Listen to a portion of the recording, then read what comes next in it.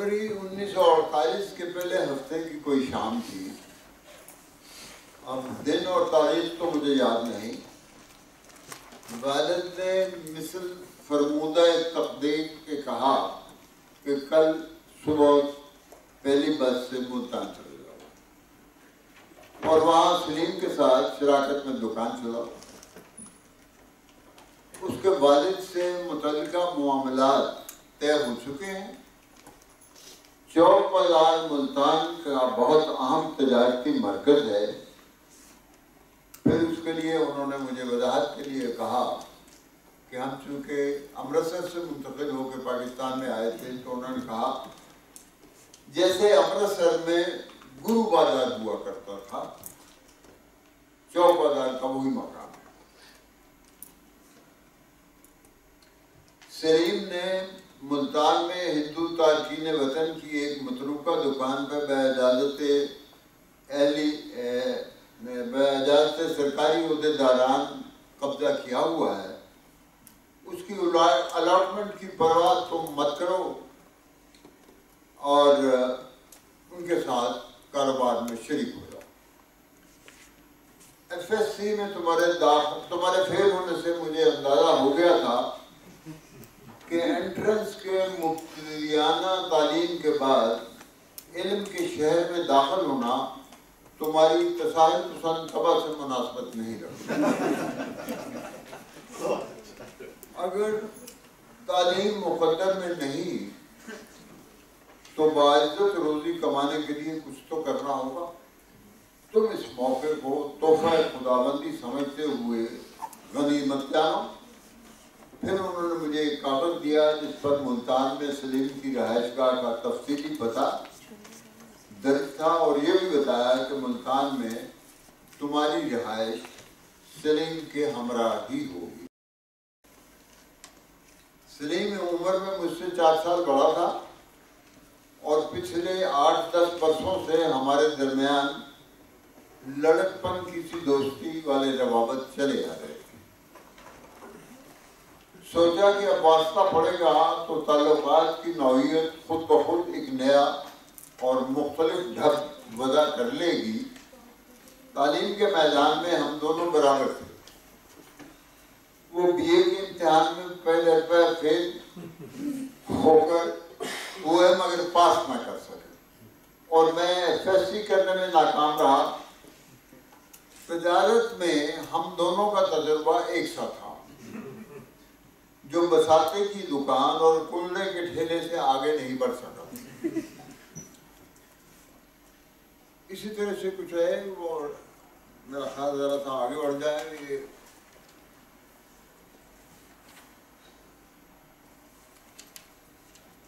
बुरे वाले में मेरा दिल खूब लगा हुआ था। जिंदगी निहायत मदद से गुजर रही थी। ज़हन में पीछे कहीं एक खौफ हम वक्त फन उठाए सरसराता रहता कि इतनी छोटी जगह में तुम चाहे किसी रुख चलो, तरक्की के इम्कानात महदूद रहेंगे। नए मौक़े का इन्हिसार, कस्बे के रकबे, आबादी की तादाद, मसनूआत की इक़ाम, सनतों के फैलाव और कंपनियों के वहाँ पर रजिस्टर्ड दफातर के क़याम पर होगा। ऐसी सोचें जब मुझे घेर लेती तो बुरे वाले में मुझे घुटन और तंगी का शदीद एहसास होता। आसमान सिर्फ चंद फुट की बुलंदी पर अटका खड़ा नजर आता।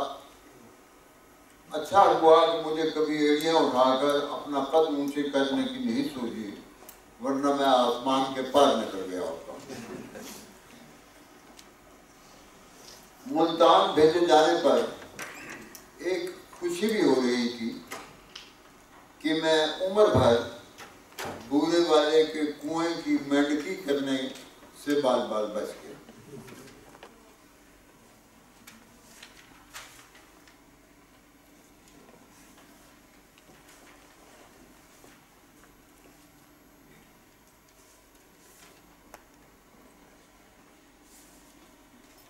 पता नहीं वो कौन مرد خدا صاحب ملتان یا اہلیان ملتان سے کسی باعث ایسا رنجیدہ ہوا کہ قلب آب حیات ملی سیاہی میں ڈبویا اور یہ شعر لکھ مارا کہ ہر چیز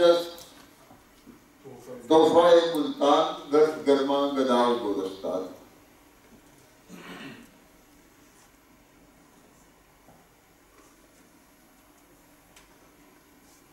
صدیاں گزر گئی مگر یہ شعر محبان وطن کا دل جلانے، محبان ملتان کا دل جلانے کے لیے ابھی تک موجود ہے، اور جو کوئی اسے ایک بار سنتا ہے اس کے حافظے میں ثبت ہو جاتا ہے.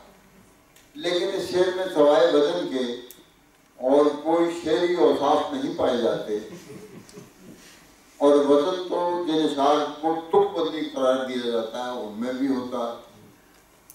لفظ تحفہ شاعر نے جہاں طنزاً اپنے اور ملتان کے لیے چھپی نفرت، جلن، حسد، بلکہ اپنی شتر جیسی کینہ رکھنے کی سرشت کے اظہار کے لیے استعمال کیا ہے.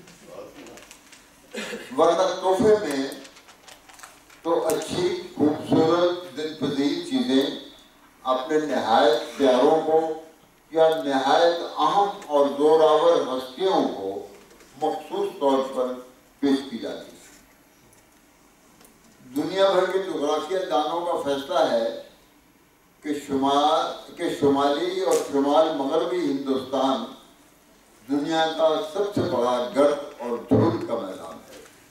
یعنی دامن ہمالیہ سے لے کے جہاں تک یہ راجستھان ختم ہوتا ہے وہ سارا علاقہ اس کو انہوں نے دھول کا میدان قرار دیا ہے کہ اتنا بڑا میدان پورے اس پہ اور کوئی نہیں ہے جس میں اتنی دھول ہو اور اتنا وسیع ہو.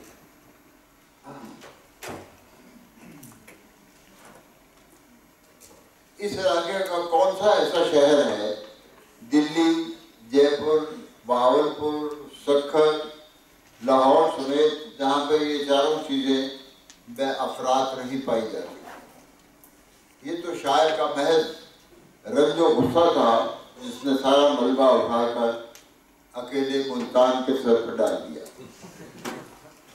اس شعر کی مشہوری اور کسی قدر طول پانے کی وجہ ایک عام سی کمزوری ہے کہ جس کی بھج اڑائی جا رہی ہو، حرکت اور تذہیر کی جا رہی ہو، تو دوسرے سب لوگ شوق سے سنتے ہیں، ایک ایک لفظ سے حد اٹھاتے ہیں اور لذت کا وقفہ بڑھانے کے لیے ایک دوسرے سے بار بار فرمائش کرتے ہیں. ملتان کی عظمت کے قائل کا آداب میں شعر وضع کر رکھا ہے: ملتان ماں جنت اعلیٰ برابر است، آہستہ قدم نے کہ ملک سجدہ می کنند. اب فیصلہ آپ کو کرنا ہے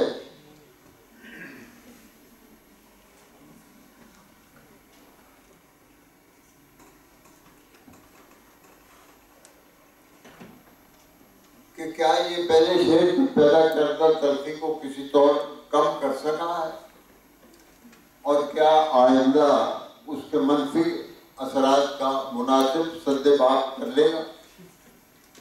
میرا جواب اس بات میں ہے.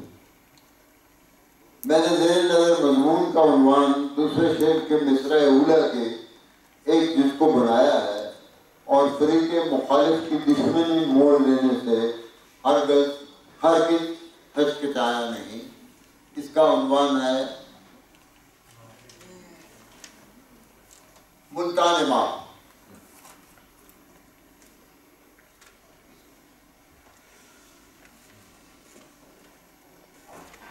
انیس سو 1950 عیسوی میں والد کا تبادلہ پورے والد سے ملتان سول ہسپتال کا ہو گیا، اور ہسپتال میں انہیں رہائش کے لیے سرکاری مکان مل گیا.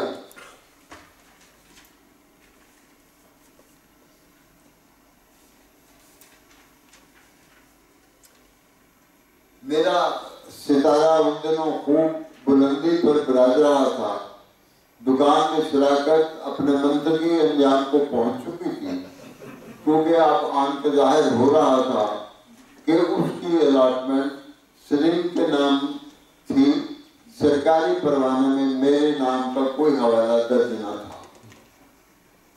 والدین کا ملتان آنا اور دکان کا جانا، میری تعلیم کے جاری ہونے کے روشن امکانات اب قدم بقدم واضح ہوتے جا رہے تھے، جسے صبح صادق اپنے نو میں طلوع آفتاب کی دلیل کہا کرتی۔ اب سفر کا احوال ہے۔ بس کی بائیں جانب ریلوے لائن ہمارے ساتھ ساتھ خوب تیز دوڑتی آ رہی تھی۔ بورے والے کے بعد اس پر بہاڑی، میلسی، کروڑ پکا، لودھرا نامی اسٹیشن آتے ہیں۔ بورے والے سے ملتان اس راہ سے جائیں تو ٹرین کوئی 6 گھنٹے لیتی ہے۔ بورے والے سے ملتان کا سفر بدریہ LMQ روڈ صرف 2.5 گھنٹے میں طے کر دیتی ہے۔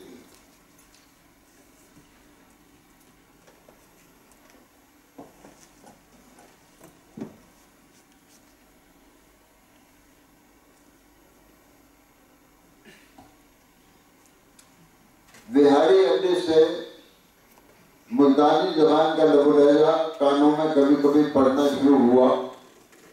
مخدوم رسید میں تو ہر آواز جو ابھرتی وہ سرائے کی انگ ڈھنگ لیے ہوتی۔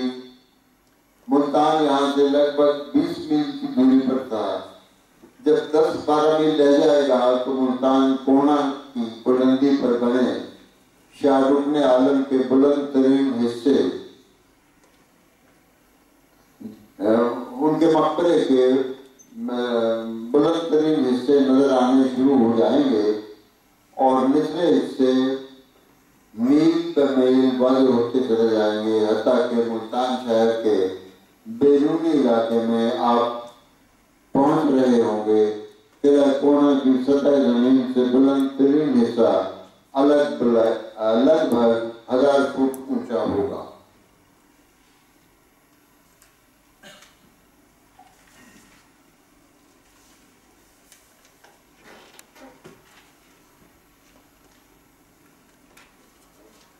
اس پر بنے گنبد دنیا کا ایک بلند ترین گنبدوں میں شمار ہوتا ہے۔ ہمارا سفر چمکتی دھوپ میں گہرے سبز رنگ کے گندم کے کھیتوں کے درمیان گزر رہا تھا۔ چاروں طرف جہاں تک نظر دیکھتی تھی میل بعد میل زمین گندم کے کھیت اپنی گود میں سنبھالے مستقل آسمان کے کان میں بات کرتی نظر آ رہی تھی، جیسے آسمان اس کا شوہر ہو۔ ہرے بھرے لہلہاتے لا انتہا کھیتوں کا پھیلاؤ انسان دیکھتا تو آنکھوں سے سیر شکمی کی تمانیت کا اظہار ہوتا اور سیر چشمی سے عبودیت ٹپکتی۔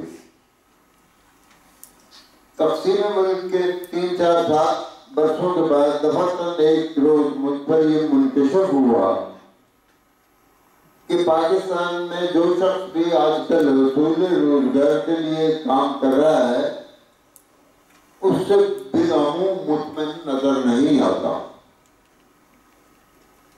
مثلاً اگر کوئی جونیئر کلرک ہے تو وہ اپنے مقدر کا شاکی ہے کہ مستحق تو وہ اس سے کہیں بہتر کام کا تھا، لیکن وقت کی یاوری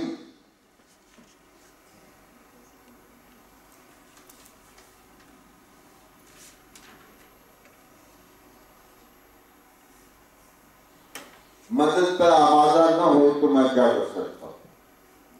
ایسے واقعات اگر آئے دن ہم سب کی نظروں سے گزرتے رہتے ہیں، لیکن انہی دنوں چونکہ میرے قریبی عزیز بچے کا آپریشن میرا اسپتال لاہور میں ہوا تو میں نے ذاتی طور پر ایک ایسی چٹکی کی کاٹ اور جلن محسوس کی جس کی سہار میرے برداشت سے باہر تھی۔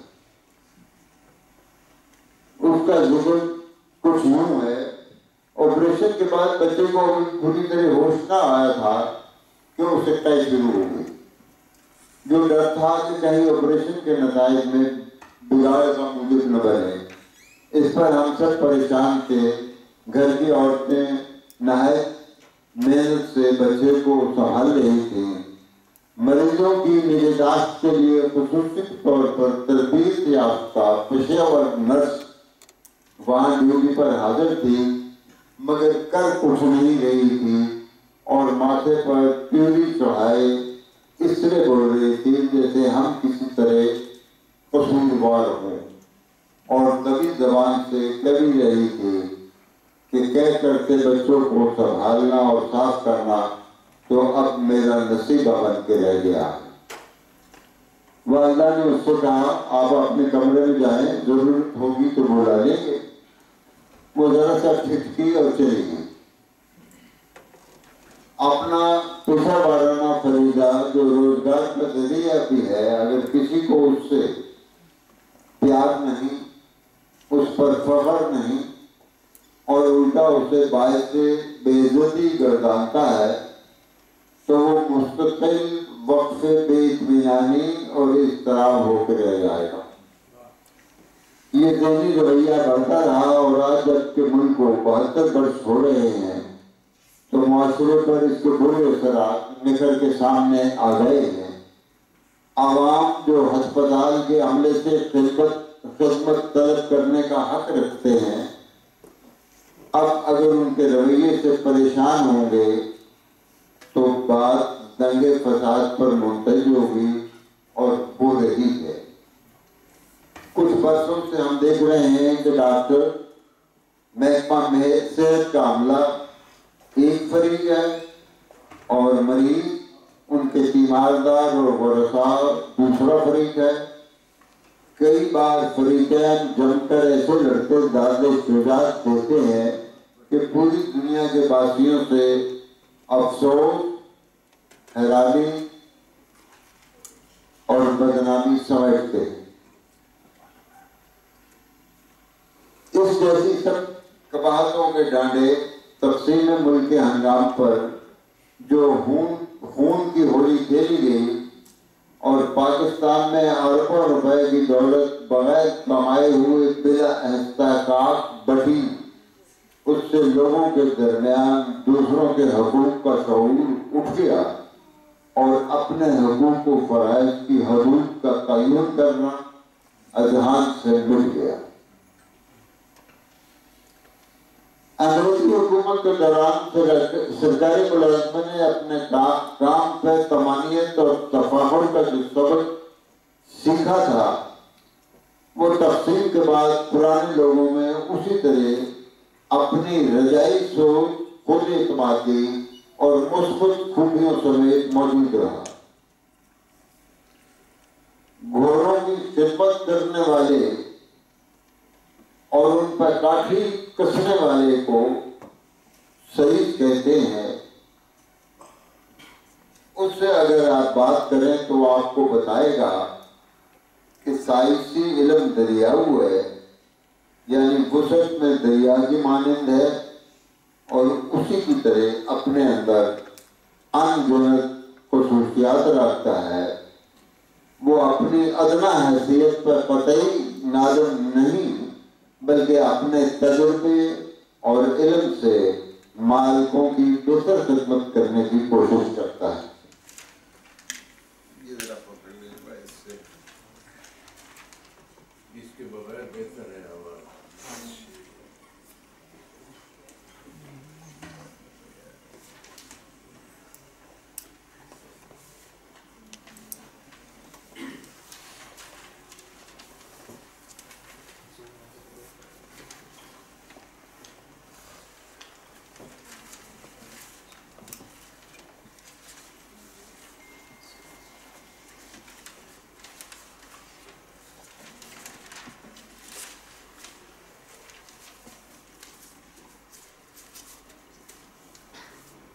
چھ سفر پڑھ لیا آخری سفر پڑھ لیا.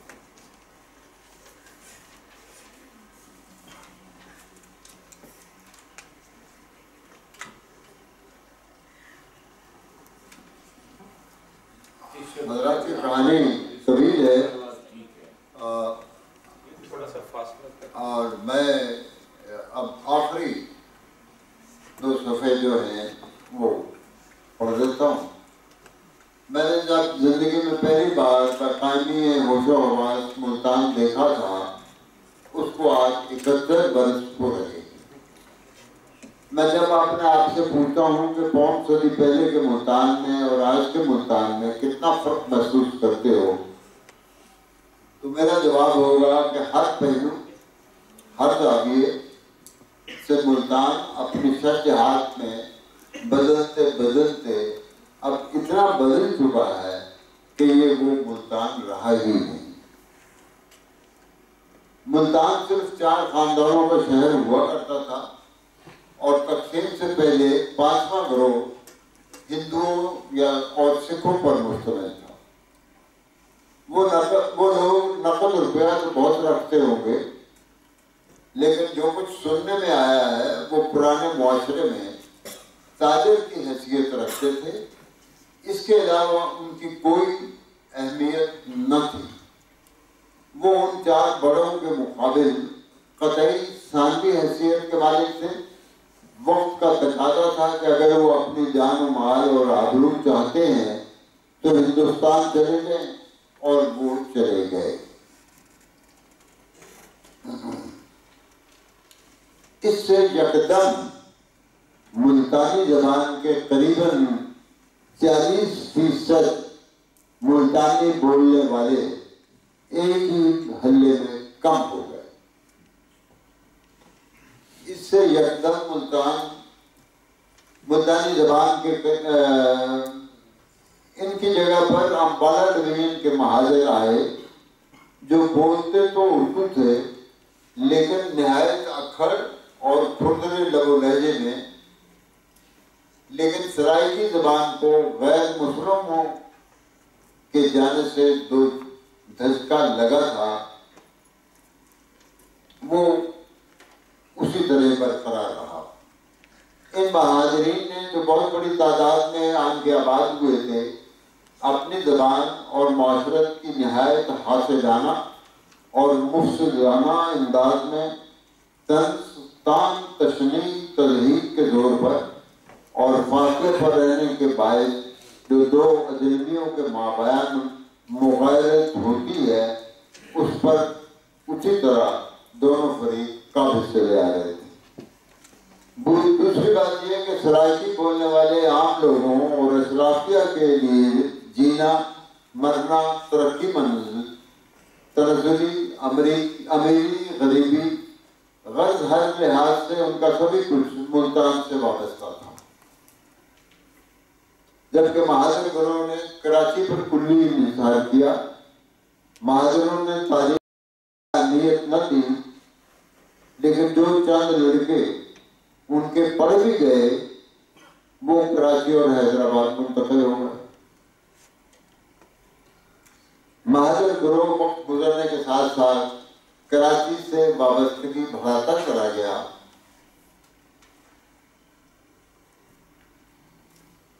شاید وہ پہلے اپنی معیشت یکدم کئی گنا بڑھ جانے پر مطمئن ہو گئے تھے لیکن اب ترقی کی رفتار کم ہو جانے کے باعث پھر سے غیر مطمئن ہو رہے تھے.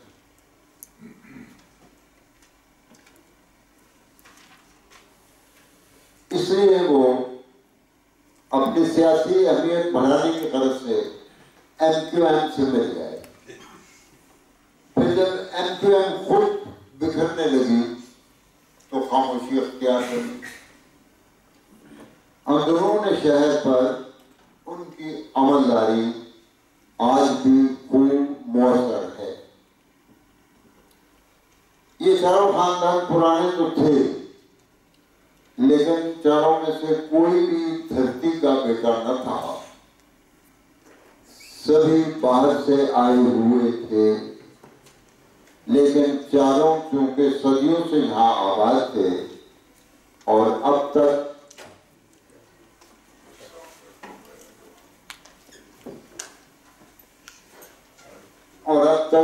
گھس گھسا کے ہر لحاظ سے دھرتی کے فرزند بن چکے تھے، اور انہوں نے ملتان کو وطن دل سے مان لیا تھا۔